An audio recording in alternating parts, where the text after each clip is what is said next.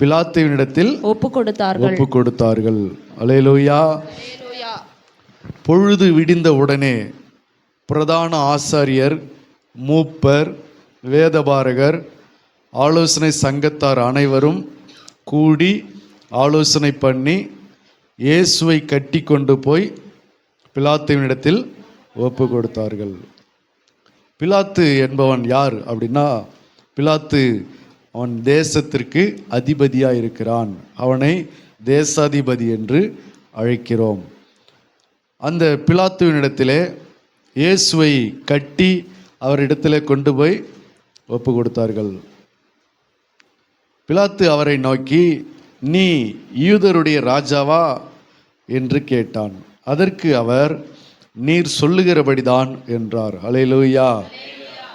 பிலாத்து அவர் என்ன கேட்குறா, நீர் யூதருடைய ராஜாவா அப்படி சொல்லும்போது அதற்கு இயேசு ஆமான்னு சொல்லியிருக்கலாம் இல்லையா, நான் தான் அப்படின்னு சொல்லியிருக்கலாம். ஆனால் அவர் என்ன சொல்கிறாரு, நீங்கள் சொல்லுகிறபடி தான் அப்படின்னு சொல்கிறாரு. அவர் எந்த இடத்துலையுமே நான் அப்படின்னு அவர் என்ன பண்ணிக்கிறது கிடையாது, பேசிக்கிறது சொல்லிக்கொள்வது கிடையாது. அல்லேலூயா. எந்த இடத்துலையுமே அவர் நான் தான் கடவுள், நான் தான் தெய்வம், நான் தான் உலகத்தை படைத்தேன் அப்படின்ட்டு சொல்லி அவர் எந்த இடத்துலையுமே தன்னை முன்னிலைப்படுத்தி முதன்மைப்படுத்தி பேசுவது கிடையாது. அவர் எப்பொழுதும் தம்மை தேவனுக்கு கீழ்ப்படுகிறவராகவே காண்பித்தார். வேதம் சொல்லுகிறது, அவர் பிதாவுக்கு சமமாக இருந்தும் அதை கொள்ளையாடின பொருளாக எண்ணாமல் சிலுவையின் மரண பரியந்தமும் தம்மை தாமே வெறுமையாக்கி தாழ்த்தி சிலுவையின் மரண பரியந்தம் அவருக்கு என்ன செஞ்சாரா, கீழ்ப்படிந்தார் என்று வேதம் சொல்லுகிறது. அல்லேலூயா. அவர் பிதாவுக்கு சமமாக இருப்பதை கொள்ளையாடின பொருளாக எண்ணலை. ஏதோ நமக்கு ஏதோ ஒரு லக்கு கிடைச்சிடுச்சு, ஏதோ நமக்கு ஒரு அதிர்ஷ்டம் அடிச்சிடுச்சு, ஏதோ நமக்கு ஒரு பெரிய சான்ஸு கிடைச்சிருச்சு அப்படின்னு சொல்லி அதை ஒரு கொள்ளையாடின பொருளாக எண்ணாமல், நமக்கு ஒருத்தவங்க ஒரு பெரிய ஒரு பதவி கிடைச்சிருச்சுன்னா அவங்களுக்கு எப்படி இருக்கும், தலைகாலு புரியாமல் ஆடுவாங்க. ஒரு சாதாரண ஒரு ஏழைக்கு ஒரு பெரிய உயர்வு கிடைச்சிருச்சுன்னா அது அவங்களுக்கு பெரிய ஒரு ஆச்சரியமாக அதை பார்த்துக்கிட்டு அதுக்கு அதில் பெருமைப்பட்டு கொள்கிறவர்களும் உண்டு. ஆனால் இயேசு கிறிஸ்துவோ அவர் பிதாவுக்கு தேவனுக்கு சமமாக இருப்பதை அதை ஒரு பெரிய ஒரு இதுவாக நினைக்காம அவருக்கு கீழ்ப்படிந்து தான் இருந்தார். அல்லேலூயா. மரண பரியந்தம், சிலுவையின் மரண பரியந்தமும் தம்மை தாமே வெறுமையாக்கி அடிமையின் ரூபம் எடுத்து கீழ்ப்படிந்து தான் வாழ்ந்தார். அல்லேலூயா. அதனால தான் ஆண்டவராக இயேசு கிறிஸ்துவிடத்தில் ஒரு ஐஸ்வர்யவான் வந்து ஆண்டவரிடத்தில் கேட்குற, நல்ல போதகரே, நித்திய ஜீவனை சுதந்தரித்துக் கொள்வதற்கு நான் என்ன செய்ய வேண்டும் என்று கேட்டபோது அதற்கு அவர் முதலாவது பதில் என்ன சொன்னார்னா, நீ என்னை நல்லவன் என்று சொல்வானேன், பிதா ஒருவரை தவிர நல்லவன் ஒருவனும் இல்லை அப்படின்னாரு. அப்போ இயேசு நல்லவர் இல்லையா, என்னை நல்லவன் என்று சொல்வானேன் அப்படின்னு சொன்னபோது அப்போ என்னை அந்த வார்த்தையின்படி பார்க்கும்போது அப்போ இயேசு நல்லவர் இல்லையா, அவர் நல்லவர் தான். இயேசு நல்லவர் இல்லையா, அவர் நன்மை செய்கிறவராக சுற்றி திரிந்தார், அவர் நல்லவர். ஆனாலும் நல்லவர்னு சொன்னவொடனே ஆமாம் நான் நல்லவர் தான் அப்படின்னு ஏற்றுக்கொள்ளாமல் அதையும் கூட யாருக்கு மகிமையாக செலுத்தினார், பிதாவுக்கு மகிமையாக அதை செலுத்தினார். என்னை நல்லவன் என்று சொல்வானேன், தேவன் ஒருவரை தவிர நல்லவன் ஒருவனும் இல்லை. அல்லேலூயா. ஆகையினால எப்பொழுதுமே சில பேர் கேள்வி கேட்பாங்க, இயேசு எங்கேயாவது நான் தான் கடவுள்னு எங்கேயாவது சொல்லியிருக்கிறாரா, நான் தான் தெய்வம்னு சொல்லியிருக்கிறாரா, பைபிளில் நீங்கள் காட்டுங்க பார்க்கும் அப்படின்னு. அவர் எங்கேயுமே அப்படி சொன்னது கிடையாது. ஏன் அப்படின்னா அவர் கடைசி வரைக்கும் தம்மை தாழ்த்தி தான் வாழ்ந்தார். அவர் கடவுள் தான், ஆனாலும் அவர் எப்படி தான் வாழ்ந்தார், தாழ்த்தி தான் வாழ்ந்தார், தன்னை தாழ்த்தி கொண்டார். மரண பரியந்தம், சிலுவையின் மரண பரியந்தமும் சிலுவைக்கு போகிற வரைக்கும் ஒரு மனிதன் தெய்வத்துக்கு முன்னாடி, கடவுளுக்கு முன்னாடி, தன்னை படைத்த தெய்வத்துக்கு முன்னாடி எப்படி ஒரு மனுஷன் தன்னை தாழ்த்த வேண்டும், அவனுக்கு எவ்வளோ பெரிய அற்புதம் அடையாளம் செய்யக்கூடிய வரங்கள் பெற்றிருந்தாலும் கூட அவன் தேவனுக்கு முன்பாக எப்படி வாழ வேண்டும் என்கிற ஒரு விஷயத்தை புரிய வைப்பதற்காக தான் இயேசு கிறிஸ்து அதை கொள்ளையாடின பொருளாக எண்ணாமல் சிலுவையின் மரண வரையும் தம்மை தாமே நவனராம் தாழ்த்தி கொண்டார் என்று வேதம் சொல்கிறது. அதனால பிதாவானவர் என்ன செஞ்சார்னா எல்லாவற்றிற்கும் மேலாக அவரை உயர்த்தினார் என்று வேதம் சொல்கிறது. எல்லாவற்றிற்கும் மேலாக அவர் உயர்த்தினாராம். இவர் எவ்வளவுக்கு எவ்வளவு தம்மை தாழ்த்தினாரோ அவ்வளவாய் அவர் என்ன செய்ய உயர்த்தினார். எல்லா நாமத்துக்கும் மேலான நாமத்தை அவருக்கு தந்தருளினார். ஹல்லேலூயா. ஆகையினால இங்கே பிலாத்து கேட்டபோது அவர் என்ன சொல்றாருன்னா, நீர் யூதருக்கு ராஜாவா, யூதருடைய ராஜாவா என்று கேட்டான். அதற்கு அவர் நான் தான், ஆமா அப்படிலாம் சொல்லாம நீர் சொல்லுகிறபடிதான் என்றார். அல்லேலூயா. நீங்க சொல்றீங்கல்ல அப்படிதான் அப்படின்னு சொல்றாரு. அந்த வார்த்தையில கூட அவர் எப்படி பயன்படுத்துறாரு, ரொம்ப கவனமா அந்த வார்த்தையை பயன்படுத்துகிறார். அதுல கூட நான் தான் அப்படின்னு பேசல. அல்லேலூயா. பிரதான ஆசாரியர்கள் அவர் மேல் அநேகம் குற்றங்களை சாட்டினார்கள். அவரோ மாறுதரம் ஒன்றும் சொல்லவில்லை. பிரதான ஆசாரியர்கள் அவர் மேல் என்ன செஞ்சாங்களா, அநேக குற்றங்களை சாட்டினார்கள். என்ன குற்றம்? அநேக குற்றம். ஒரு குற்றம் ரெண்டு குற்றம் இல்லை, அநேக குற்றங்களை இயேசுவின் மேல் சாட்டினார்கள். அல்லேலூயா. அவரோ மாறுதரம் ஒன்றும் சொல்லவில்லை. அதுக்கெல்லாம் அவர் பதில் சொல்லவே இல்லையா. எத்தனையோ குற்றங்கள் அவர் மேல் அடுக்கிறாங்க, அதுக்கெல்லாம் அவர் என்ன செய்யலையா, பதில் சொல்லலையா. அல்லேலூயா. அப்பொழுது பிலாத்து மறுபடியும் அவரை நோக்கி, இதோ இவர்கள் உன்மேல் எத்தனையோ குற்றங்களை சாட்டுகிறார்களே, அதற்கு நீ உத்தரவு ஒன்றும் சொல்லுகிறது இல்லையா என்று கேட்டான். பிலாத்துவும் கேட்குறான், என்ன இது இவ்வளோ பேர் உங்க மேலே குற்றம் சுமத்துறாங்க, நிறைய குற்றங்களை உன் மேலே அடுக்கிறாங்க, இதற்கு நீ பதில் ஒன்றும் சொல்ல மாட்டியா அப்படின்னு பிலாத்துவே கேட்குறான். அதற்கும் அவர் என்ன செய்யல, ஒன்றுமே சொல்லவில்லை. இயேசுவோ அப்பொழுது உத்தரவு ஒன்றும் சொல்லவில்லை. அதனால் பிலாத்து ஆச்சரியப்பட்டான். பிலாத்து என்ன செஞ்சானா, ஆச்சரியப்பட்டானா. இயேசு கிறிஸ்துவனுடைய அற்புதத்தை கண்டு நிறைய பேர் ஆச்சரியப்பட்டாங்க. இயேசு கிறிஸ்துவனுடைய உபதேசத்தை கேட்டு நிறைய பேர் ஆச்சரியப்பட்டாங்க. இயேசு கிறிஸ்துவனுடைய ஞானத்தை கேட்டு நிறைய பேர் ஆச்சரியப்பட்டாங்க. இயேசு கிறிஸ்து சொன்ன பிரதியுத்தரம், பதில், ஆன்சர், இதை கேட்டு எத்தனையோ பேர் ஆச்சரியப்பட்டாங்க. இயேசு கிறிஸ்து மரித்தோரை உயிரோடு எழுப்பினார், அதை கண்டு எத்தனையோ பேர் ஆச்சரியப்பட்டாங்க. நிறைய வியாதிகளை சுகமாக்கினார், பிசாசுகளை துரத்தினார், இதையெல்லாம் கண்டு நிறைய பேர் ஆச்சரியப்பட்டாங்க. ஆனால் இன்னொரு காரியம் என்ன அப்படின்னு கேட்டா, அவர் மாறுதரம் ஒன்று சொல்லவில்லை அப்படின்னு சொல்லி பிலாத்து, தேசாதிபதி பிலாத்து என்ன செய்கிறான், ஆச்சரியப்பட்டான். எதற்கு பிலாத்து ஆச்சரியப்பட்டான்? கடைசி நேரத்தில் சிலுவைக்கு போகிறதுக்கு முன்னாடி பிலாத்து ஆச்சரியப்பட்டது எதை கண்டு? நிறைய அவர் மேலே குற்றம் சுமத்துறாங்க, அவர் பதில் ஒன்றுமே சொல்ல மாட்டேங்கிறாரு. இதை கண்டு ஆச்சரியப்பட்டானோ. அல்லேலூயா. அந்த 2 வசனத்தை நீங்கள் பார்த்தீங்கன்னா 3, 4வது வசனம், பிரதான ஆசாரியர்கள் அவர் மேல் அநேக குற்றங்களை சாட்டினார்கள், அவரோ மாறுதரம் ஒன்றுமே சொல்லவில்லை, பதில் சொல்லவே இல்லையா. அதை கண்டு பிலாத்தும் கேட்கிறான், இதோ இவர்கள் உன்மேல் எத்தனையோ குற்றங்களை சாட்டுகிறார்களே, அதற்கு நீ உத்தரவு ஒன்றும் சொல்லுகிறதில்லையா என்று கேட்டான். இயேசுவோ அப்பொழுது உத்தரவு ஒன்றும் சொல்லவில்லை. அதனால் பிலாத்து ஆச்சரியப்பட்டான். அவர் உத்தரவு ஒன்றுமே சொல்லலையாம், பதில் ஒன்றுமே சொல்லலையாம். அதை கண்ட போது இவனுக்கு ஆச்சரியமாக இருக்குது. ஏன் ஆச்சரியப்பட்டான்? பிலாத்து ஆச்சரியப்பட்டதுக்கு காரணம் என்ன?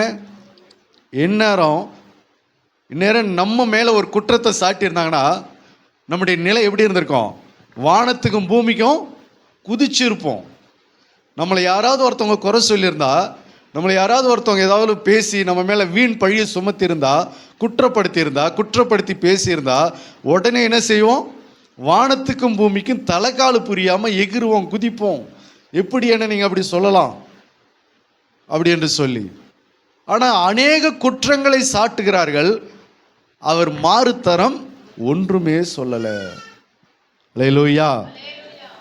அதனால தான் ஆண்டவர் இப்படி சொன்னார். வாசிக்கலாம். மத்தேயு புஸ்தகம் 11ஆம் அதிகாரம் 29வது வசனம். மத்தேயு 11:29. நான் சாந்தமும் மனத்தாழ்மையுமாய் இருக்கிறேன். என் நுகத்தை உங்கள் மேல் ஏற்றுக்கொண்டு என்னிடத்தில் கற்றுக்கொள்ளுங்கள். அப்பொழுது உங்கள் ஆத்துமாக்களுக்கு இளைப்பாறுதல் கிடைக்கும். அல்லேலூயா. ஆண்டவர் என்ன சொல்றாரு? என் நுகத்தை உங்கள் மேல் ஏற்றுக்கொண்டு என்னிடத்தில் என்ன செய்யுங்க? கற்றுக்கொள்ளுங்க. என்னிடத்துல கற்றுக்கொள்ளுங்க என்றாரு. இன்னைக்கு ஆண்டவர் இடத்துல நம்ம கற்றுக்கொண்டது எல்லாம் என்னது? பாட்டு கத்துக்கிறோம், வசனம் கத்துக்கிறோம், வாழ கத்துக்க மாட்டேங்கிறோம். வசனத்தை கத்துக்கிறோம், வசனத்தின்படி வாழ கற்றுக்கொள்ள மாட்டேங்கிறோம் இல்லையா? விதவிதமா பாட்டு பாட கத்துக்கிறோம். ஆண்டவர் சொல்றார், என்னிடத்தில் நீங்கள் கற்றுக்கொள்ளுங்கள். எதை கற்றுக்கொள்ளுங்கள்? அவர் என்னென்ன சொன்னாரோ அவைகள் எல்லாவற்றையும் கற்றுக்கொள்ளுங்கள். இன்னைக்கு நம்ம கற்றுக்கொள்கிறது எல்லாம் வசனத்தை நிறைய கற்றுக்கொள்கிறோம். பிரசங்கம் பண்ணுறது எப்படி, சங்கீத தியானம் எடுப்பது எப்படி, 7 வார்த்தை பேசுவது எப்படி, சிலுவை தியானத்தை பற்றி பேசுவது எப்படி, அல்லேலூயா, பாடல் பாடுவது எப்படி, வர்ஷிப் ஆராதனை செய்வது எப்படி, எதற்கு எப்படி ஜெபிக்கணும், இதெல்லாம் தான் கற்றுக்கொண்டு இருக்கிறோம். ஆண்டவர் சொன்ன காரியம், என்னுடைய வசனத்தின்படி மாத்திரமல்ல, என் வசனத்தை மாத்திரமல்ல, என் வசனத்தின்படி வாழவும் என்ன செய்யுங்க? கற்றுக்கொள்ளுங்க என்று கர்த்தர் சொல்கிறார். அப்பொழுதுதான் உங்க ஆத்துமாவுக்கு இளைப்பாறுதல் கிடைக்கும். ஏன் இன்னைக்கு நிறைய பேருடைய ஆத்துமாவுக்கு, குடும்பத்துக்கு ஒரு இளைப்பாறுதல் இல்லை, ஏன் சமாதானம் இல்லை அப்படின்னு சொன்னா, அவர்கள் கற்றுக்கொண்டது ஜெபம் பண்ண கற்றுக்கொண்டாங்க, காணிக்கை போட கற்றுக்கொண்டாங்க, பாடல் பாட கற்றுக்கொண்டாங்க, மற்ற காரியங்களை கற்றுக்கொண்டாங்க. ஆனால் ஆண்டவர் சொன்ன வாழ்க்கைக்கு உரிய காரியங்களை கற்றுக்கொள்ள மறுக்கிறார்கள். அதனாலவே அவருடைய வாழ்க்கைக்கு என்ன கிடைக்கல? இளைப்பாறுதல் கிடைக்கல, சமாதானம் கிடைக்கல. அவங்க நினைக்கிறாங்க, ஏன் நம்ம கிறிஸ்தவர்களாக இருந்து நமக்கு ஏன் இளைப்பாறுதல் இல்லை, ஏன் நமக்கு சமாதானம் இல்லை, ஏன் நமக்கு நிம்மதி இல்லை அப்படி என்று சொல்லி அவங்க புலம்பி தவிக்கிறாங்க.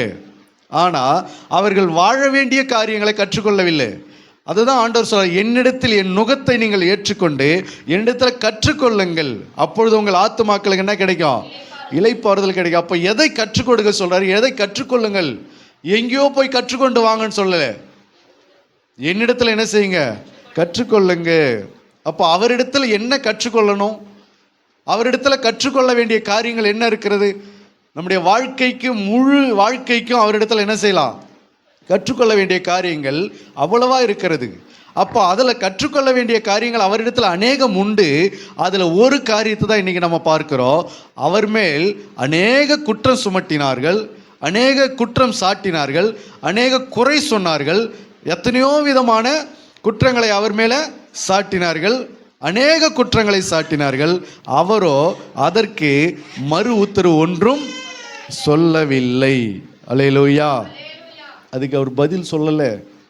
நேர நம்மளாக இருந்தால் என்ன செஞ்சுருப்போம்? யார் அது, என்ன சொன்னாங்களா, எடு ஃபோனை போடு, அவன் நம்பருக்கு ஃபோனை போடு. அல்லேலூயா. ஃபோனை போடு அவனுக்கு. முதல்ல ஃபோனை போடுன்னா போடணும். 4 வார்த்தை கேட்காம விட மாட்டான் அவனை கேட்குற வார்த்தை இன்றைக்கி அவன் சாவணும். அது எப்படி என்ன சொல்லலாம், அது எப்படி அப்படி சொல்லலாம், இப்படி சொல்லலாம், அவன் பார்த்தானா, கேட்டானா, சொன்னானா? அல்லேலூயா. அதுக்கு நம்ம எப்படி முயற்சி பண்ணுறோம்? உடனே அதை உடனே என்ன செஞ்சிடறோம்? அது எல்லாத்தையும் கிளியர் பண்ணிடணும்னு நினைக்கிறோம். ஆனால் ஆண்டவர் சொல்ற, என்னிடத்தில் என்ன செய்யுங்க? கற்றுக்கொள்ளுங்க. அவர் மேலே எத்தனையோ குற்றம் சொன்னாங்க. என்னென்ன குற்றம் சொன்னாங்கன்றதெல்லாம் நம்ம இப்போ பார்க்கலாம். அவர் மேலே எத்தனையோ குற்றம் சொன்னாங்க, அநேக குற்றம் சொன்னாங்களாம். இல்லாததையும் பொல்லாததையும் சொன்னாங்க, வீண் பழிய சொன்னாங்க. எல்லாத்தையும் காதில் வாங்கிக்கிட்டு அவர் எப்படி இருந்தார் அப்படின்னு வேதம் சொல்லுகிறது. அப்போஸ்தலர் புஸ்தகம், அப்போஸ்தலர் நடபடிகள் 8:32 வாசிங்க. அப்போஸ்தலர் நடபடிகள் 8:32. அவன் வாசித்த வேத வாக்கியம் என்னவென்றால், அவர் ஒரு ஆட்டை போல அடிக்கப்படுவதற்கு கொண்டு போகப்பட்டார். மயிர் கத்தரிக்கிறவனுக்கு முன்பாக சத்தமிடாதிருக்கிற ஆட்டுக்குட்டியை போல அவர் தமது வாயை திறவாதிருந்தார். தம்முடைய வாயை என்ன பண்ணல? அவரு திறக்கலை. எத்தனையோ குற்றங்கள் அவர் மேலே சாட்டினாங்க. அவரோ தம்முடைய வாயை திறக்கவில்லை. அவருக்கு மாறு உத்தரவு சொல்லவில்லை. அதுக்கெல்லாம் பதில் சொல்லிக்கிட்டு அவங்களுக்கெல்லாம் பேசிக்கொண்டு இல்லை. இதை தான் ஆண்டவர் சொல்ல, என்னிடத்துல நீங்கள் என்ன பண்ணுங்க, கற்றுக்கொள்ளுங்க. நாம் இதெல்லாம் சிலுவைக்கு போகிறதுக்கு முன்னாடி நடந்த ஒரு சம்பவம். நாம் கற்றுக்கொள்றதெல்லாம் என்னது?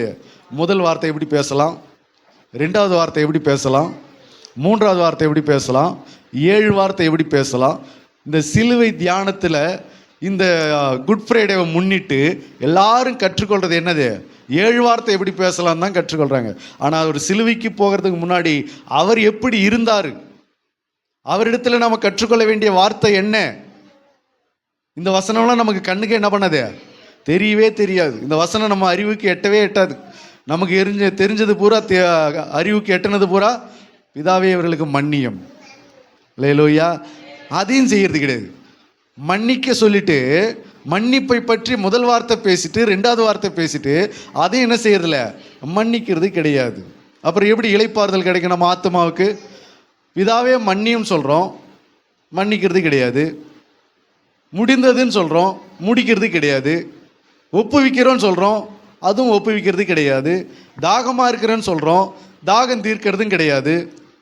அதோ உன் தாயினார், அவங்களையும் பராமரிக்கிறதும் கிடையாது, சோறு போடுறதும் கிடையாது. ஆனால் 7 வார்த்தை பேச கற்றுக்கொண்டுட்டோம், அழகாக பேச கற்றுக்கொண்டுட்டோம். அல்லேலூயா. நான் சொல்கிறது உங்களை இல்லை, நீங்கள் யாரும் கோச்சிக்க வேண்டாம். அல்லேலூயா. கவனிங்க, ஆண்டவரோ என்ன சொல்கிறாரு? என்னிடத்தில் நீங்கள் கற்றுக்கொள்ளுங்கள். அப்போ அவர் இடத்துல கற்றுக்கொள்ள வேண்டிய காரியம் என்ன?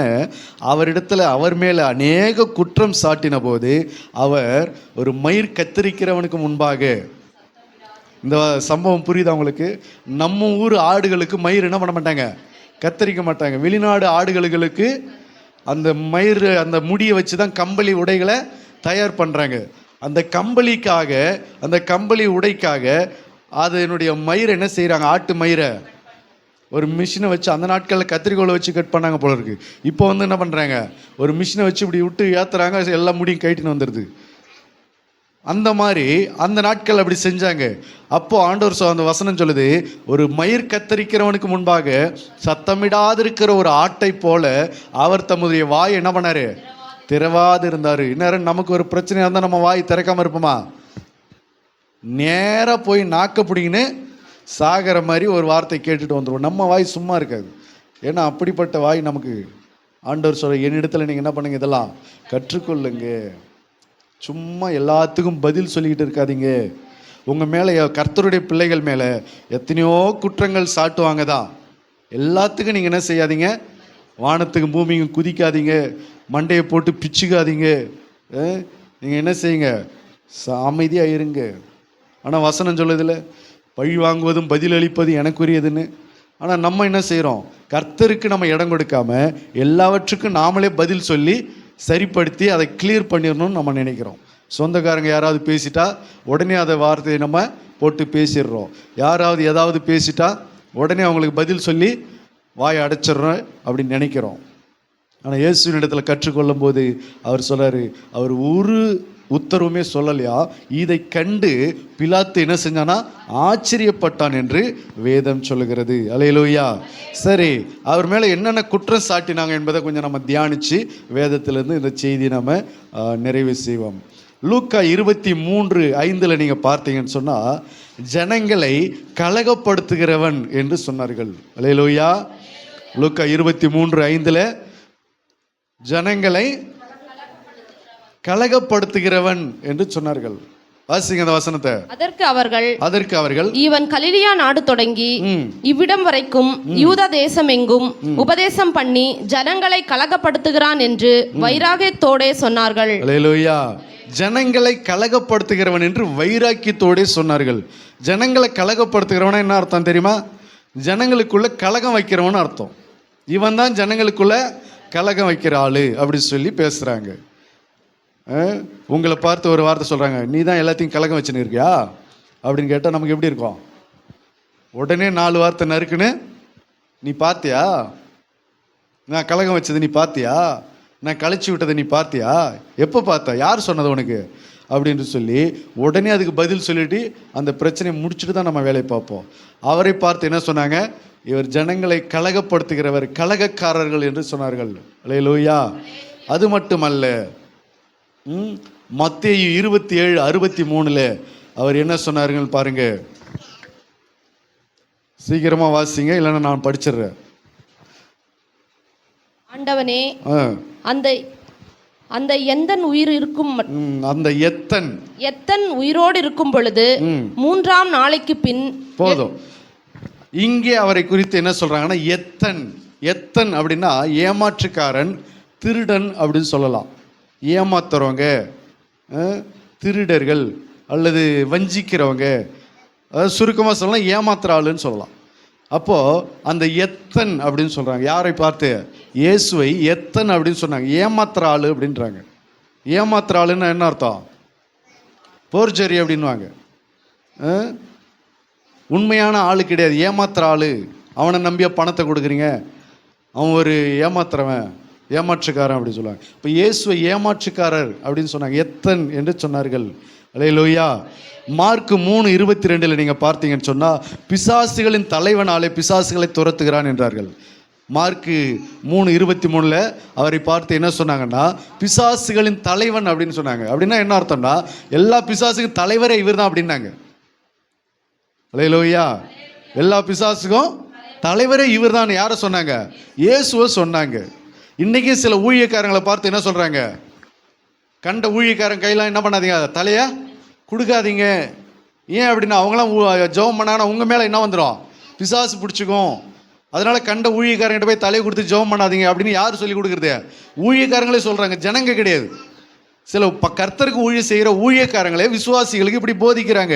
எல்லா ஊழியக்காரங்கிட்ட போய் தலையை கொடுத்தீங்கன்னா உங்களுக்கும் அவங்க மேலே இருந்தால் அவங்க பிசாசு உங்கள் தலையில் என்ன பண்ணி விட்ருவாங்க? இறக்கி விட்டுருவாங்கன்னு. இந்த வார்த்தை யாரையும் சொன்னாங்க? இயேசுவையும் சொன்னாங்க.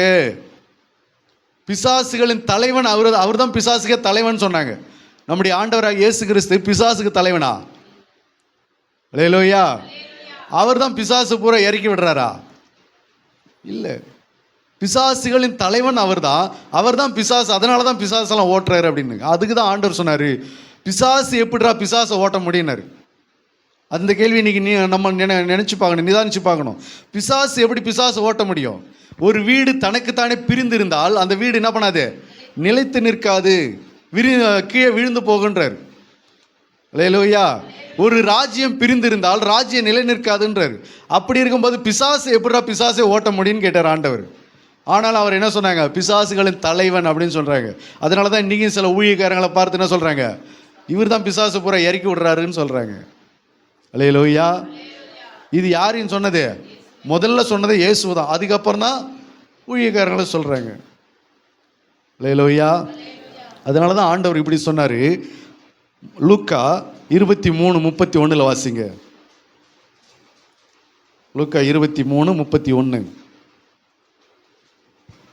பச்சை மரத்துக்கு இவைகளை செய்தால், பச்சை மரத்துக்கே இவைகளை செய்தால் பட்ட மரத்துக்கு என்ன செய்ய மாட்டார்கள் என்றார். பட்ட மரத்துக்கு என்னெல்லாம் செய்ய மாட்டாங்கன்னாரு. அதாவது என்னையே பிசாசுகளின் தலைவன் சொன்னாங்க, என்னையே பிசாசு பூரா நான் தான் இறக்கி விடுறேன்னு சொன்னாங்க, பிசாசினுடைய ஆவி பூரா நான் தான் கொண்டு வந்து அவங்க தலைமையில் வைக்கிறேன்னு சொன்னாங்க. அப்படி இருக்கும்போது பச்சை மரத்துக்கே இதை சொன்னாங்கன்னா பட்ட மரமாகிய உங்களுக்கு இதை விட அதிகமாக செய்வாங்கன்றார். சொன்னது உண்மைதானே? இப்போ அல்லேலூயா. எத்தனையோ ஊழியக்காரங்களை என்ன சொல்கிறாங்க? பிசாசு இவர் தான் இறக்கி விடுறாங்கன்னு. எத்தனையோ ஊழியக்காரங்க பார்த்தேன் என்ன சொன்னாங்க? என்ன சொல்லாத வாய் எந்த வாய்? இவர் தான், இவர்கிட்ட ஜெபம் பண்ணாதீங்க, இவர் கை வச்சா மட்டும் என்ன ஆகும்? பிசாசுலாம் ஆடும். ஆமாம். எந்த வரங்கள் யாருக்கு எந்த வரங்களை கொடுத்தாங்களோ அந்த வரங்கள் தான் அங்கே என்ன செய்யும்? கிரியை செய்கின்ற அந்த வரைமுறை கூட, அந்த அடிப்படை அறிவு கூட இன்றைக்கி கிறிஸ்தவர்களும் கிடையாது, ஊழியக்காரங்களுக்கு நீ ஒரு சில பேருக்கும் அப்படி இல்லாமல் போய்விட்டது. ஆகையினால அதை தான் ஆண்டவர் சொல்கிறாரு, பச்சை மரம் எனக்கே இதை செய்தாங்கன்னு சொன்னால் பட்டை மரம் உங்களுக்கு இதை விட என்ன பண்ணுவாங்க? அதிகமாக சொல்லுவாங்கன்னு சொல்கிறாரு. அல்லேலூயா. ஆகையினால ஆண்டவர் இந்த இடத்துல கூட அவர் என்ன பண்ணலை? அவர் எப்படி இருக்கிறார் பாருங்க. இயேசு கிறிஸ்துவை பிசாசுகளின் தலைவன் என்று சொன்னார்கள். அடுத்தது இதை விட மோசமாக சொன்னாங்க. மத்தேயு 11:19 மதுபான பிரியன் அப்படின்னு சொன்னாங்க, போஜன பிரியன் அப்படின்னு சொன்னாங்க, ஆயக்காரருக்கு சிநேகிதன், பாவிகளுக்கு சிநேகிதன் என்று சொன்னார்கள். வாசிங்க. போஜனபானம் பண்ணுகிறவனாய் வந்தார். அதற்கு அவர்கள், இதோ போஜன பிரியனும் மதுபான பிரியனுமான மனுஷன், ஆயக்காரருக்கு பாவிகளுக்கும் சிநேகிதன் என்கிறார். அப்படின்னா என்ன அர்த்தம்? மதுபான பிரியன், குடிகாரன் சொன்னாங்க. இந்த வார்த்தை நம்ம பைபிளில் வாசிக்கும் போது நமக்கு அவ்வளவா அது வழி தெரியல. நம்ம நடைமுறை வார்த்தையில் அதை நீங்கள் பேசி பாருங்க. குடிகாரன் அப்படின்னு சொன்னா எப்படி இருக்கும்? இயேசுவை பார்த்து குடிகாரன் சொன்னாங்க, மதுபான பிரியன். அதுவும் குடிக்கிறவனு மட்டும் சொல்ல, குடியிலே இவர் தான் நம்பர் 1 குடி அப்படின்னாங்க. அதான் மதுபான பிரியன். குடினா எங்கன்னு நிற்பான், சாப்பாட்டு ராமன் சொல்கிறாங்கல்ல, அந்த மாதிரி இவன் குடினா எங்கன்னு நிற்பான் அப்படின்னு இயேசுவை பார்த்து சொன்னாங்க. அல்லேலூயா. அது மட்டுமா? போஜன பிரியன், சாப்பாட்டு பிரியன் அப்படின்னாங்க. சோறுன்னா முன்ன வந்து கொட்டிக்குவே அப்படின்னு சொல்லி இந்த மாதிரி நடைமுறை வார்த்தையில் பயன்படுத்தும் போதுதான் அதனுடைய வழி என்னன்றது நமக்கு தெரியுது. அதுபோல் இயேசுவை சாப்பாட்டு ராமன் சொன்னாங்க, மதுபான குடிகாரன் அப்படின்னு சொன்னாங்க. அடுத்தது ஆயக்காரருக்கு சிநேகிதன், பாவிகளுக்கு சிநேகிதன். இவன் கூட்டாளிலாம் யார் தெரியுமா? ஆயக்காரன், பாவி. இவங்க தான் கூட வச்சுன்னு சுற்றின்னு இருப்பாங்க. இருந்தாலும் நம்ம சொல்லுவோம்ல, யாரு கூட கூடணுன்ற ஒரு தகுதி வேண்டாம். அவங்க கூடலாம் போய் கூடுறியா? அவங்க கூடலாம் போய் சிநேகிதம் வச்சுன்னு இருக்கியா? அவனெல்லாம் ஒரு ஃப்ரெண்டுன்னு வச்சுன்னு சுற்றின்னு இருக்கிறியா? அவெல்லாம் ஒரு ஆளா அப்படின்னு கேட்க மாட்டோம். அந்த மாதிரி யூதர்களால் புறக்கணிக்கப்பட்ட ஆயக்காரர்கள், பாவிகள், அற்பமாக எண்ணப்பட்ட இவர்களோடு கூட இவர் சிநேகிதம் வைத்தார் என்று சொல்லி என்ன சொன்னாங்க? அவரை இப்படி தூஷித்து பேசினார்கள். அல்லேலூயா. யோவான் 8:48 அவர் சொல்றாங்க, சமாரியன் என்றும் பிசாசு பிடித்தவன் என்றும் சொன்னார்கள். வாசிங்க. யோவான் 8:48. அப்பொழுது யூதர்கள் அவருக்கு பிரதியுத்தமாக, உன்னை சமாரியன் என்றும் பிசாசு பிடித்தவன் என்றும் நாங்கள் சொல்கிறது சரிதானே என்றார்கள். நாங்கள் சொல்லுகிறது சரிதானே. இயேசு கிட்ட சொல்றாங்க. இயேசுவை முகத்துக்கு நேரா பார்த்து சொல்றாங்க, என்னன்னு? உன்னை சமாரியன் என்றும் பிசாசு பிடித்தவன் என்றும் நாங்கள் சொல்லுகிறது சரிதானே. கரெக்டு தானே நாங்கள் சொல்றது? உன்னை நாங்கள் ஒன்றும் தப்பா ஒன்று சொல்லிடலையே. நீ ஒரு சமாரியன் அப்படின்னா என்ன அர்த்தம்? சமாரியன்னா என்ன அர்த்தம் தெரியுமா? நீ ஒரு கீழ் ஜாதி. இயேசுவை பார்த்து சொன்னாங்க, நீ ஒரு கீழ் ஜாதி. உன்னை சொல்றதுல கரெக்டு தான். எல்லாரும் உன்னை ஒரு கீழ் ஜாதின்னு சொல்றாங்கல்ல, நீ ஒரு தாழ்ந்த ஜாதின்னு சொல்றாங்கல்ல, கரெக்டு தான். அவங்க ஒன்றும் தப்பா சொல்லல அப்படின்னு சொன்னாங்க. இயேசுவை பார்த்து கீழ் ஜாதின்னு சொன்னாங்க. அது மட்டுமல்ல, அதோடு கூட உன்னை பிசாசு பிடிச்சவன் சொன்னாங்க. இயேசு முதல்ல என்ன சொன்னாங்க? பிசாசு இவர் தான் ஓட்டுறாருன்னு சொன்னாங்க, பிசாசு இவர் தான் கொண்டு வராருன்னு சொன்னாங்க. இப்போ அதை தாண்டி ஒரு படி மேலே ஏறி என்ன பண்ணுறாங்க? நீயே பிசாசு பிடிச்ச ஆளுதான்றாங்க. யாரை பார்த்து? இயேசுவை பார்த்து. இதுதான் அவர் மேல் அநேக குற்றங்களை சாட்டினார்கள். அவரோ மாறுதரம் ஒன்றும் சொல்லவில்லை. இதை கண்டுதான் பிலாத்து என்ன செய்றா? ஆச்சரியப்பட்டான். இது அவர் ஊழியம் செய்த காலத்தில் நடந்த காரியங்கள். அதோடு மட்டுமல்ல, சிலுவைக்கு போகிறதுக்கு முன்னாடி அவர் மேலே என்ன செஞ்சாங்க? நிறைய குற்றம் சாட்டினார்கள். ஜனங்களை கலகப்படுத்துகிறவன், அரசாங்கத்துக்கு எதிராக செயல்படுகிறவன், ஆலயத்தை இடிக்கிறவர், இப்படியெல்லாம் அவர் சொன்னார் அப்படின்னு சொல்லி நிறைய குற்றங்களை சாட்டினார்கள். ஆனால் இத்தனை குற்றங்களுக்கும் அவர் வாய் திறவாத ஆட்டுக்குட்டியை போல இருந்தார் என்று வேதம் சாட்சி கொடுக்கிறது. இதை தான் ஆண்டவர் சொல்கிறாரு, நீங்கள் ஜெபிக்க கற்றுக்கொள்கிறீங்க, பாடல் கற்றுக்கொள்கிறீங்க, எல்லாத்தையும் கற்றுக்கொள்கிறீங்க, ஆனால் என் நுகத்தை ஏற்றுக்கொண்டு என்னிடத்தில் என்ன செய்யுங்க? இதையும் கற்றுக்கொள்ளுங்க. என்ன, எப்படி கற்றுக்கொள்ளணும்? எதை கற்றுக்கொள்ளணும்? நம்மளை ஒருத்தவங்க பார்த்து ஒன்று சொல்கிறாங்கன்னு போது நம்ம என்ன செய்யணுமா? அந்த இடத்துல அதுக்கெல்லாம் பதில் சொல்லிக்கிட்டு குதிக்காமல் எகிராமல் பதிலுக்கு பதில் பேசாமல் அவங்கள நாமளும் பேசி நம்ம யாருன்ற காரியத்தை வெளிப்படுத்தாமல் பேசுறதுக்கு நமக்கு நம்ம பக்கம் எல்லா நீதியும் இருந்தாலும் கூட அப்படி பேசாதபடிக்கு இயேசு கிறிஸ்து வாழ்ந்து அமைதியாக இருந்து நமக்கு என்ன பண்ணார்? கற்றுக் கொடுத்தாரு. அல்லேலூயா, அல்லேலூயா. சில அரசியல் தலைவர்களை பாருங்கள். சில அரசியல் தலைவர்களை இன்றைக்கி நீங்கள் பார்த்தீங்கன்னு சொன்னால், அரசியல் தலைவர்களை என்னென்ன சொல்ல முடியுமோ அத்தனையும் சொல்லி விமர்சிக்கிறாங்க. என்னென்ன சொல்லணுமோ அத்தனையும் சொல்லி வீடியோ போடுறாங்க. ஊழியக்காரங்களை பாருங்கள். நீங்கள் நிறைய ஊழியக்காரங்களை எத்தனையோ விதமான வீடியோ போட்டு எவ்வளோ காரியத்தை மோசமாக பேசுகிறாங்க. ஒரு பொண்ணை கெடுத்து கற்பழிச்சு கெடுத்து அங்கே கொன்று போட்டாங்கன்றாங்க, வீடியோ போடுறாங்க, பத்திரிக்கை எழுதுகிறாங்க. அது மட்டுமல்ல, டிஜிஎஸ் தினகரன் ஐயா அவங்க பொண்ணு இறந்துட்டாங்க ஆக்சிடெண்ட்டில். அதுக்கு என்னென்னு எழுதுனாங்க அப்படின்னு சொல்லி அவர் சொன்னார். ஒரு செய்தியில் சொல்கிறாருன்னா, அவரே கூட்டு போய் பொண்ணை கொண்டுட்டாராம். தகப்பனே அவருடைய பொண்ணை என்ன பண்ணிட்டாரா, கொண்டுட்டாருன்னு யார் எழுதுனதுன்னா கிறிஸ்துவ ஊழியக்காரங்க பத்திரிகையில் எழுதுனாங்கன்னு சொல்லப்படுது. அவர் அதெல்லாம் நினச்சி அழுது செய்தியில் சொல்லிட்டு இருந்தார். அந்த மாதிரி இன்னைக்கு எத்தனையோ குற்றங்களை ஊழியக்காரங்க மேலே சாட்டுக்கிறாங்க. அவங்க பாட்டில் ஒரு பக்கம் என்ன செய்கிறாங்க, ஊழியத்தை செஞ்சுட்டு போயிட்டே இருக்கிறாங்க. இதைத்தான் நம்ம கற்றுக்கொள்ள வேண்டும். ஏன் அவங்க அமைதியாக போயிடுறாங்கன்னா, இயேசுவினிடத்தில் அவர்கள் கற்றுக்கொண்டதுனால அதற்கெல்லாம் அவங்க என்ன செய்யலை, பதில் கொடுத்து கொண்டு உட்காந்துட்டு இல்லை. இப்போ நம்மளாம் கற்றுக்கொள்ளாததுனால தான் என்ன செய்கிறோம், எல்லாத்துக்கும் யார் என்ன சொன்னாலும், குடும்பத்தில் சொந்தக்காரங்க யார் எதை பேசுனாலும், பக்கத்து வீட்டில் பேசுனாலும், எதிர் வீட்டில் பேசுனாலும் எல்லாத்துக்கும் பதில் சொல்லி, யார் என்னையா, எப்படி, நீ எங்கே பார்த்த, எப்படி பார்த்த, அப்படியெல்லாம் சொல்லி இன்றைக்கி நிறைய பேர் கூட பிரச்சனை பண்ணி வானத்துக்கும் பூமிக்கும் குதிக்கிற கிறிஸ்தவர்களாக இன்றைக்கி நம்ம இருந்து கொண்டு இருக்கிறோம். அல்லேலூயா. ஆண்டவரை பார்த்து, நீ ஒரு தாழ்ந்த ஜாதி, நீ ஒரு கீழ் ஜாதி, நீ பிசாசு பிடிச்சவன் என்று சொன்னார்கள். யோவான் 9:24 நீ ஒரு பாவி அப்படின்னு சொன்னாங்க. நீ பரிசுத்தவனா, நீ ஏகப்பட்ட பாவி, நீ பெரிய பாவி அப்படின்னு சொன்னாங்க. அது மட்டுமல்ல, யோவான் 10:20 நீ ஒரு பைத்தியக்காரன் சொன்னாங்க. என்ன சொன்னாங்க, நீ ஒரு பைத்தியக்காரன். நம்மளை யாராவது பைத்தியக்காரன் சொன்னால் நமக்கு எப்படி இருக்குது? ஆனால் பவுல் சொல்கிறார், நாங்கள் கிறிஸ்துவின் நிமித்தம் பைத்தியம்தான் வேண்டுறாரு. ஏன்னா இயேசு நம்மளை தெரிந்து கொண்டதே யார் தான், ஞானிகளை வெட்கப்படுத்தும்படிக்கு பைத்தியமானவர்களை தெரிந்து கொண்டார். பைத்தியத்தை பைத்தியம்னு சொன்னால் நமக்கு கோபம் வருது. வேதம் நம்மளெல்லாம் என்ன சொல்லுது, ஞானிகளை வெட்கப்படுத்தும்படிக்கு தேவன் பைத்தியமானவர்களை தெரிந்து கொண்டார்னு இருக்கு. அப்போ அவர் தெரிந்து கொண்டவர்கள் யாரு, நாம தானே. அப்போ நம்மளை தானே வேதம் சொல்லுது பைத்தியம் அப்படின்னு.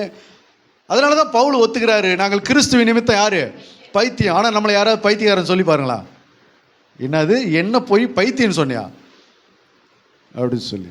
யோபு தம் மனைவி பார்த்து என்ன சொன்னா, அடி பைத்தியக்காரி அப்படின்னா. அல்லேலூயா. நான் எவ்வளோ பெரிய பரிசுத்தமா, நான் எவ்வளோ பெரிய ஊழியக்காரன், நான் எவ்வளோ பெரிய விசுவாசி, எங்கள் சபையில் நான் என்னென்ன மாதிரி வேலைலாம் செஞ்சுனுங்கிறேன், என்ன போய் பைத்தியம் சொல்கிறேன், என்ன போய் பிசாசு பிடிச்சுன்னு சொல்கிறேன். அல்லேலூயா.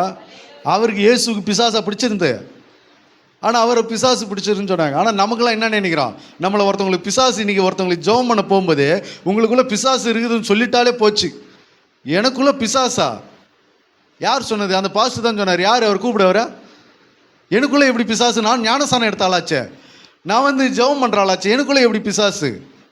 இயேசுவே பிசாசு பிடிச்சாலுன்னு சொன்னாங்க. அவர் மாட்டில் கம்முன்னு போகிறாரு. இன்றைக்கி நம்மளை பிசாசு பிடிச்சோன்னு சொல்லிடுச்சுன்னா, ஒரு ஊழியத்தில் ஜபத்தில் பிசாசு உனக்கு கிரியை இருக்குதுன்னு சொல்லிட்டாலே நமக்கு என்ன பண்ண மாட்டேங்குது, தலைகால புரிய மாட்டேங்குது. அல்லேலூயா. அது மட்டுமல்ல, யோவான் 8:53-54 நீங்கள் பார்த்தீங்கன்னு சொன்னால், அவர் தற்புகழ்ச்சிக்காரர் அப்படின்னாங்க, தற்பெருமைக்காரர், தற்பெருமை பேசுகிறவர் அப்படின்னாங்க. வாசிங்க அந்த வசனத்தை. 8:53-54 எங்கள் பிதாவாகிய ஆபிரகாமிலும் நீ பெரியவனோ, அவர் மரித்தார், தீர்க்கதரிசிகளும் மரித்தார்கள், உன்னை நீ எப்படிப்பட்டவனாய் இருக்கிறாய் என்றார்கள். உன்னை எப்படிப்பட்டவன் ஆக்குகிறாய் என்றார்கள். இயேசு பிரதித்திரமாக, என்னை நானே மகிமைப்படுத்தினால் அந்த மகிமை வீணாயிருக்கும். என் பிதா என்னை மகிமைப்படுத்துகிறவர், அவரை. இயேசுவை பார்த்து உன்னை எப்படிப்பட்டவன் ஆக்குகிறாய், பிதாக்கள் மரித்தாங்கன்றார், நீ உன்னை எப்படிப்பட்டவன் ஆக்குகிறாய் அப்படி சொல்லி அவர் ஒரு விதமாக பேசுகிறாங்க. அது மட்டுமல்ல, மத்தேயு 26:65 பாருங்க. 26:65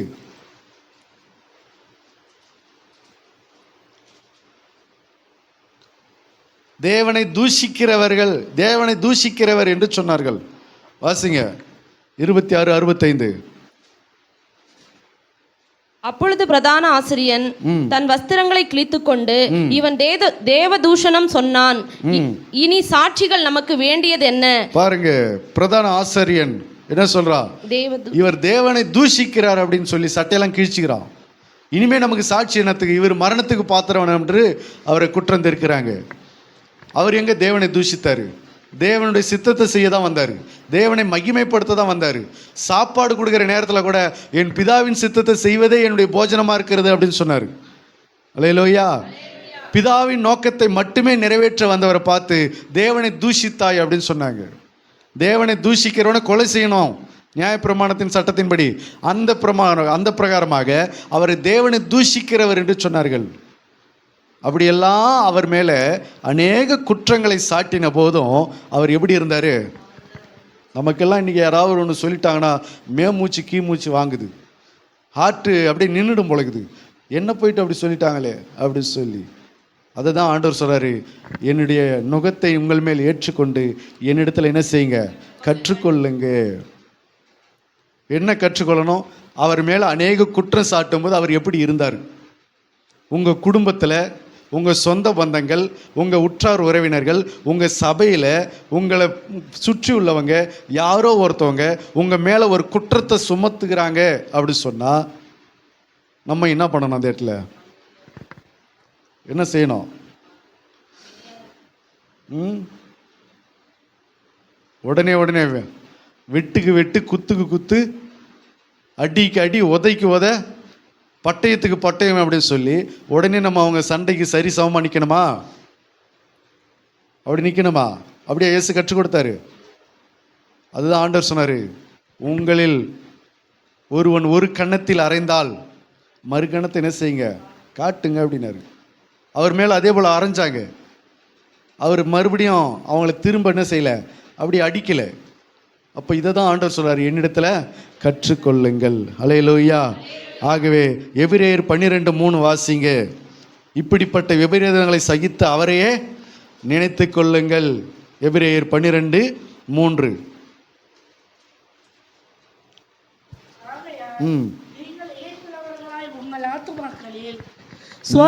நீங்கள் இளைப்புள்ளவர்களாய் உங்கள் ஆத்துமாக்களில் சோர்ந்து போகாதபடிக்கு தமக்கு விரோதமாய் பாவிகளால் செய்யப்பட்ட இவ்விதமான விபரீதங்களை சகித்த அவரையே நினைத்துக் கொள்ளுங்கள். இவ்விதமான விபரீதங்களை சகித்த அவரையே நினைத்து கொள்ளுங்கள். அல்லேலூயா. அப்போ நமக்கு பாடுகள் பிரச்சனை வரும்போது நம்ம யாரை நினைக்கணுமா? இவ்விதமான விபரீதங்களை பாவிகளால் செய்யப்பட்ட போது அவர் எப்படி மயிர் கத்தரிக்கிறவனுக்கு முன்பாக சத்தமிடாதிருக்கிற, வாயை திறவாதிருக்கிற ஒரு ஆட்டை போல, ஆட்டுக்குட்டியை போல அவர் அமைதியாக இருந்தாரோ, அநேக குற்றம் சாட்டின போது எப்படி அவர் மாறுத்தரம் ஒன்றும் பதில் சொல்லாமல் அவர் அமைதியாக இருந்தாரோ, அவ்விதமாகவே நீங்கள் என்ன செய்யுங்க, அவரை நினைத்து கொள்ளுங்கள். அல்லேலூயா. சண்டை அடிக்கும்போது சண்டை அடிச்சிடுறோம், யாராவது எகுத்து பேசுனா எகுத்து பேசிடுறோம், யாராவது குறை சொன்னால் திரும்ப நாம் குறை சொல்லிடுறோம், நம்மக்கிட்ட பிரச்சனை பண்ணுறவங்கள நாம் மறுபடியும் பிரச்சனை பண்ணிடுறோம். அப்புறம் நம்ம எங்கே அவரை நினைக்கிறோம்? எங்கே நம்ம அவருக்காக வாழ்கிறோம்? எங்கே அவருடைய சிலுவை நம்ம நினைக்கிறோம்? எங்கே அவருடைய பாடுகளை நம்ம பயன்படுத்தி கொள்கிறோம்? அப்புறம் எப்படி நமக்கு ஆத்துமாக்களில் இளைப்பாறுதல் கிடைக்கும்? குடும்பத்தில் எப்படி நிம்மதி கிடைக்கும்? வாழ்க்கையில் எப்படி சமாதானம் கிடைக்கும்? அதனால தான் ஆண்டவருடைய சொல்கிறாரு, என்னிடத்தில் ஏற்றுக்கொண்டு, என்னுடைய நுகத்தை உங்கள் மேல் ஏற்றுக்கொண்டு என்னிடத்தில் என்ன செய்யுங்க, கற்றுக்கொள்ளுங்கள் என்று கர்த்தர் சொல்லுகிறார். எவ்வளோ விபரீதங்கள் அவர் சகிச்சிருக்கிறாருன்னு பாருங்க. இதை கண்டு தான் பிலாத்து என்ன செஞ்சான்? ஆச்சரியப்பட்டான்.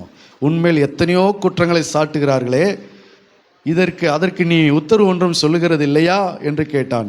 இயேசுவோ அப்பொழுது உத்தரவு ஒன்றும் சொல்லவில்லை.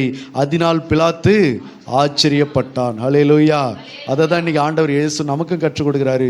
பச்சை மரத்துக்கே பார்த்து இப்படியெல்லாம் சொன்னாங்க அப்படின்னா, பைத்தியக்காரன் சொன்னாங்க, குடிகாரன் சொன்னாங்க, திருடன் சொன்னாங்க, கலகம் வைக்கிறோன்னு சொன்னாங்க, ஏமாத்துறோன்னு சொன்னாங்க, மதுபான பிரியம், போஜன பிரியம், தாழ்ந்த ஜாதி, இப்படியெல்லாம் என்னை சொல்லும்போது நான் எப்படி இருந்தனோ அதே போல் நீங்களே என்னிடத்தில் என்ன செய்யுங்க, கற்றுக்கொண்டு என்னை நினைத்து கொள்ளுங்க என்று கர்த்தர் சொன்னார். ஆகையினால நம்முடைய வாழ்க்கையில் ஒரு பிரச்சனை வந்துச்சுன்னா, யாராவது எதனா சொன்னாங்கன்னா என்ன செய்யலாம்? முன்ன போயிட்டு அவங்களுக்கு 2 பதில் சொல்லிட்டு தான் வரணுமா? இயேசுவையே பச்சை மரத்தையே இப்படி சொன்னாங்கன்னா என்னையும் சொல்கிறது அதிகமாக தான் சொல்லுவாங்கன்னு சொல்லிட்டு நம்ம என்ன பண்ணிடணும்? அமைதியாக போயிடுறது நல்லது. இயேசுவை நினைத்து கொள்ளணும். அந்த இடத்துல இவ்வளோ பாடுகள் நமக்காக சகிச்சாரு, அவரையே இவ்வளோ தூரம் சொன்னாங்க அப்படின்னா நாமெல்லாம் எந்த மூளைக்கு அப்படின்னு சொல்லி நம்ம அவரையே அந்த நேரத்தில் என்ன செய்ய வேண்டியதாக இருக்குது? நினைத்து அவருக்காக வாழ்வது அவசியம். அதுதான் தேவனுக்கு மகிமையான வாழ்க்கை. அதைத்தான் நீங்களும் நானும் இன்றைக்கு இந்த சிலுவை தியான காலத்தில் என்ன செய்யணும்? கற்றுக்கொள்ள வேண்டும். அல்லேலூயா. கர்த்தர் உங்களை ஆசீர்வதிப்பாராக.